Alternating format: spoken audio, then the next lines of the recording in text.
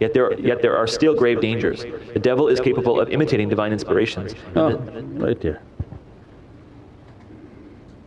So we reach a point in which we try to control the obvious bad, the arrogance, the wildness of the character, the ocean of hypocrisy. Everyone's going to go through it. If you don't feel that you've been through it, then maybe you're not there yet. There's no way to leave it, you don't jump over that ocean. The ocean of hypocrisy has to be felt, that you're trying to exemplify good character and you're yelling at home. You're trying to exemplify good character, you're yelling at work where you think nobody sees you. You're doing bizarre things on the internet. All of these things is ocean of hypocrisy. Giving advice to people when you have yourself know that you're completely empty, that you're crazy, and going giving advice for marital life and people's lives. Most psychiatrists are crazy and they're giving people advice. So from an ocean of nifaq and hypocrisy to give people advice when the advice should have been for yourself. So then tariqah comes and says, advise only yourself, talk only to yourself, build yourself, so that Allah doesn't keep looking at you as a hypocrite. That's why then the path was based on silence. Don't look at the one who talks and think, I should be talking too. Put a rock in your mouth. The one who's talking is in big trouble with Allah for his hypocrisy or her hypocrisy. It's not about that, you want to stop the hypocrisy. You're on a path in which to build yourself. Every time you make a mistake, astaghfirullah. Every time your family's angry with you, forgive me, forgive me. Ask them for forgiveness and then begin to pray to Allah for forgiveness, Ya Rabbi take me out of this ocean of the munafiqeen. Don't let me to die in this state of munafiqeen. So we have to traverse, this is like the Siratul Mustaqeem and say, I'm not going to go over the fire. No, everyone walks the line, nobody has left it. So everything you do and identify yourself, but you're angry and explosive and fiery and all these characteristics that we described, then Allah looks to you, you're a hypocrite. So then you should be crying every night to get out of hypocrisy. Not that you take off your Islam but you take off shaitan. Don't leave Allah to run into the hands of shaitan, but to throw out shaitan so that you are with Rahman. The next level that they begin to step into that ocean is that the overwhelming fires and energies, their practices and all of their disciplines are now moving in onto them, dressing them, blessing them, and the knowledges they acquired are real for them and they have a firmness in their faith. And they firmly fought against the hypocrisy of their character and they didn't speak until they were ordered to speak because they knew their hypocrisy. Now what?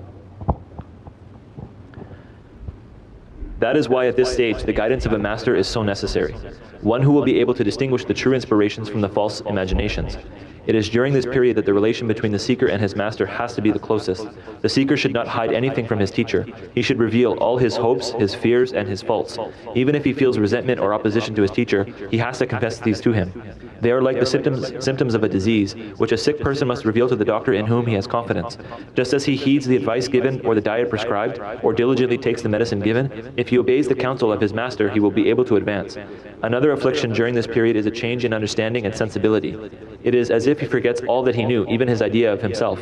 New impressions do not correspond to the old ones. He is apt to see things differently, to misunderstand them, to make mistakes. He feels as if he does not exist. He may imagine that he has reached the final level of fana fillah, to lose oneself in Allah. But this feeling has nothing to do with that high state. He should realize that it is a state of helplessness, of emptiness, a state of desperate need. This is the last level of danger for the self, for it is still vulnerable to descending to the lower stages of blame and commanding. At this stage the two desires for immortality and sovereignty are dormant except in passing thoughts. Means then its survival is a strong relation with the shaykh. Why? So that you're not living in your imaginary world, you're not to listen to your inspirations, you're not to listen and follow your inspirations. Your inspirations are only for your ibadah. You don't make any decisions based on what you feel is coming to your heart, because in this training they're teaching it's not your heart that you're dealing with. You're not in Divinely Presence, you're in the presence of shaitan and your nafs, the two sharik. And they're trying to inspire you to go and do things without asking your living guide. And now by help me at nurmuhammad.com you don't have to ask about the colour of the paint of your house. These are just major decisions in which you're going to make a decision, I'm leaving the tariqah, I'm leaving the zikr, I'm doing this, I'm going to go now seek out this person to help me with this magic. You're not supposed to do anything of that nature other than deal with your shaykh. Because now shaitan is trying to play with you in religious and pious matters.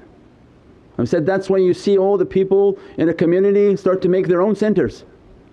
They have one community masjid, they go make another masjid. They think they've been inspired by God to do that, to break a community. For what? This is the bad ego, and that's when people are falling prey to that because they don't have a shaykh. And when they have firmness with their guide, it's not that they listen to him because nobody listens to the guide, but at least you can take his advice and say, his advice seems to be very different than these two guys who are whispering in my ears. Because the one who's whispering is trying to fool us with deceit. And in acts of piety, like we said before, take off your hypocrisy. No, don't take off your hypocrisy. Wear it proudly and take shaitan off. Never leave Allah's way. You want to die in a state where you're completely following Allah's way, not to follow the satanic way, and that's how he fools people and thinking this is a religious inspiration. And there are many examples, most of which you can't talk about onto the internet, of unbelievable things that people are thinking they should do this, they should do that, they should do this. No. These are these are just the wild whisperings of the nafs to make the student to fall into a hole and into an ocean of difficulty. We pray that Allah guide us. This is a path